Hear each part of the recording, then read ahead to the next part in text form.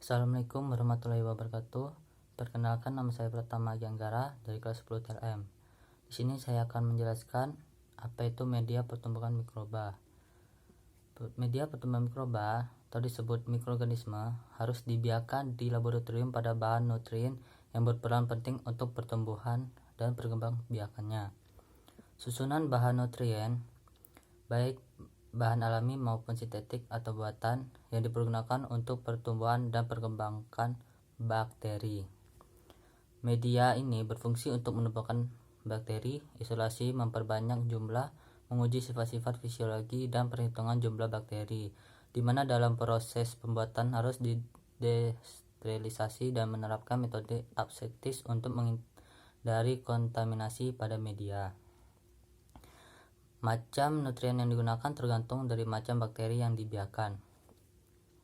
Untuk menciptakan keadaan lingkungan yang tepat secara sintetis sebagai pengganti keadaan alam, maka diperlukan persyaratan tertentu agar bakteri dapat tumbuh dan berkembang dengan baik dalam media. Persyaratan tersebut yaitu: 1. Media harus menggunakan semua unsur hara yang diperlukan untuk pertumbuhan dan perkembangan bakteri. 2.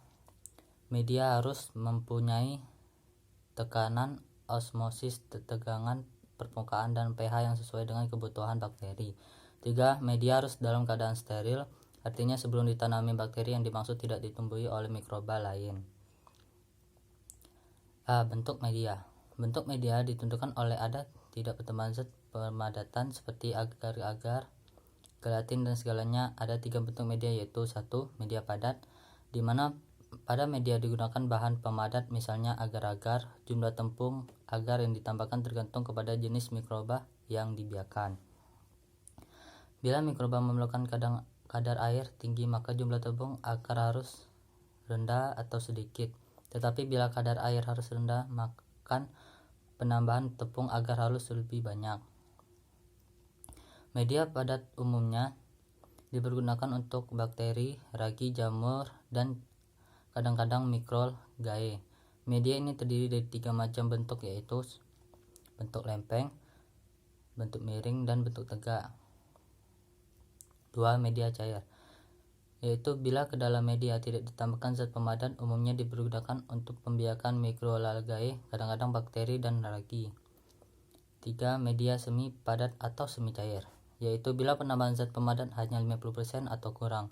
Umumnya diperlukan untuk pertumbuhan mikroba yang banyak memerlukan kandungan air dan hidup anaerobik atau fakultatif, atau untuk pemeriksaan pergerakan bakteri.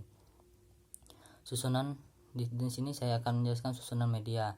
Sesuai dengan fungsi fisiologi dan masing-masing komponen yang terdapat di dalam media, maka susunan media mempunyai kesamaan isi, yaitu 1. Kandungan air, 2. Kandungan nitrogen, 3. Kandungan karbon, 4. Kandungan garam-garam anorganik, dan 5. Kandungan vitamin.